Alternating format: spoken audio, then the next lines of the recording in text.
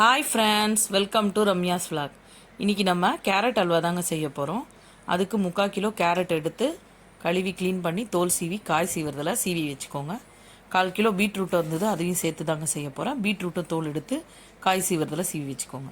2 cup சர்க்கரை எடுத்துக்கோங்க, 100 gram நெய், முந்திரி, ஏலக்காய், 2 ஸ்பூன் கடலை மாவு, ஒரு 10-15 பாதாம் தண்ணியில் ஊற வச்சுருங்க. இப்போ ஒரு நான்ஸ்டிக் கடாயை எடுத்து நம்ம ஸ்டவ் ஆன் பண்ணி வச்சிடலாம். இதில் ஒரு 2 ஸ்பூன் நெய் ஊற்றிடலாம். நம்ம சீவி வச்சுருக்க கேரட்டை ஃபஸ்ட்டு வதக்கி எடுத்துக்கலாம்.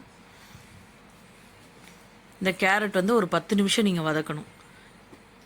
ஏன் நம்ம 10 நிமிஷம் இந்த கேரட்டை வதக்கணும்னா, நம்மளோட அல்வாவில் ஒரு மாதிரி கேரட்டோட ரா ஸ்மெல் வரக்கூடாது.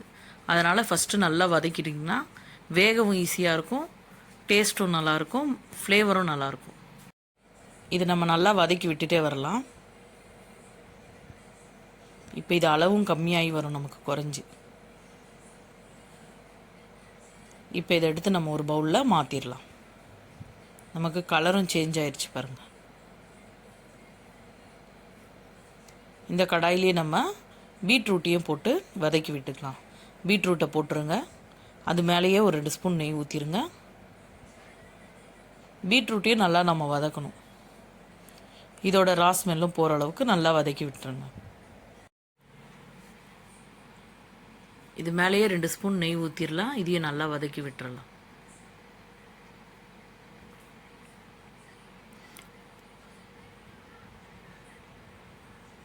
இதுவும் ஒரு 10 நிமிஷம் வதக்கி விட்டுறலாம்.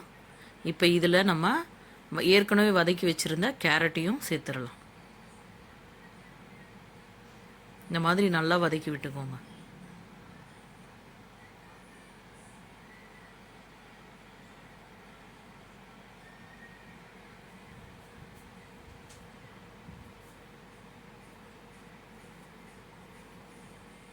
இப்போ இது ரெண்டுத்தையும் ஒன்றாவே நல்லா மிக்ஸ் பண்ணி இன்னொரு தடவை நல்லா வதக்கி விட்டுக்கோங்க.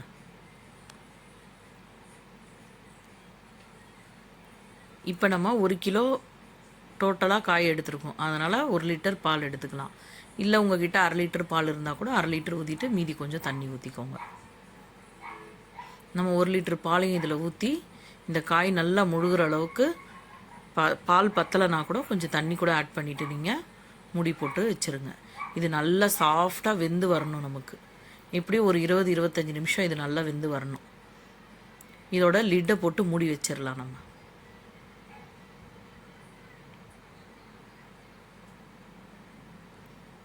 ஒரு 25 நிமிஷம் கழித்து நம்ம ஓப்பன் பண்ணி பார்த்தோம்னா இது நல்லா ட்ரை ஆகிடும். இப்போ நம்ம ஓப்பன் பண்ணி பார்த்துடலாம். இப்போ பாலும் நல்லா வத்திருச்சு. நமக்கு காய் நல்லா சாஃப்டாக வந்திருக்கு பாருங்கள்.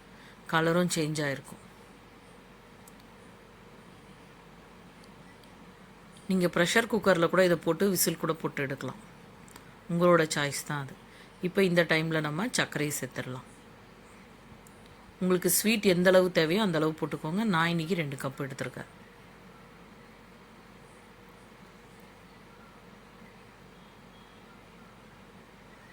இப்போ இது நல்லா இலகி வருது பாருங்கள். சர்க்கரை நல்லா மெல்ட் ஆகி எல்லாம் ஒன்றா சேர்ந்து கலந்து வரா மாதிரி வதக்கி விட்டுக்கோங்க.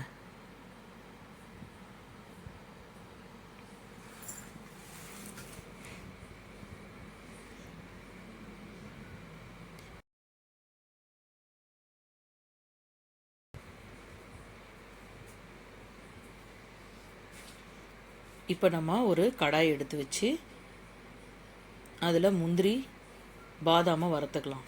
கடாயில் நம்ம நெய் ஊற்றிடலாம். முந்திரி பாதாம் தோல் எடுத்து 2 உடச்சி விட்டுக்கோங்க. அதை இதில் நல்லா வதக்கி விட்டுறலாம். நீங்கள் பிஸ்தா வேறு என்ன நட்ஸ் இருந்தால் கூட போட்டுக்கலாம், உங்களோட விருப்பம்தான். திராட்சை கூட போட்டுக்கலாம். இப்போ நம்ம அந்த மீதி இருக்க நெய்யிலேயே நம்ம ஏற்கனவே எடுத்து வச்சுருக்க அந்த 2 ஸ்பூன் கடலை மாவை அதில் போட்டுட்டு நல்லா வதக்கி விட்டுருங்க. இப்போ அந்த கடலை மாவு பேஸ்ட்டை இந்த அல்வாவில் ஊற்றி நல்லா கிளறி விட்டுக்கலாம். இப்போ இந்த கடலை மாவு அந்த அல்வாவுக்கு நல்ல ஒரு பைண்டிங்காக செட் ஆகி வரும். இப்போ 2 ஏலக்காவையும் தட்டி போட்டுடலாம். இப்போ இதை நல்லா வதக்கி விட்டுருங்க. இதுலேயே அந்த முந்திரி பாதாமையும் போட்டுடலாம். இப்போ ஒரு சர்விங் பவுலில் மாற்றிடலாம். இதை ட்ரை பண்ணுங்கள், சப்ஸ்கிரைப் பண்ணுங்கள். தேங்க்யூ.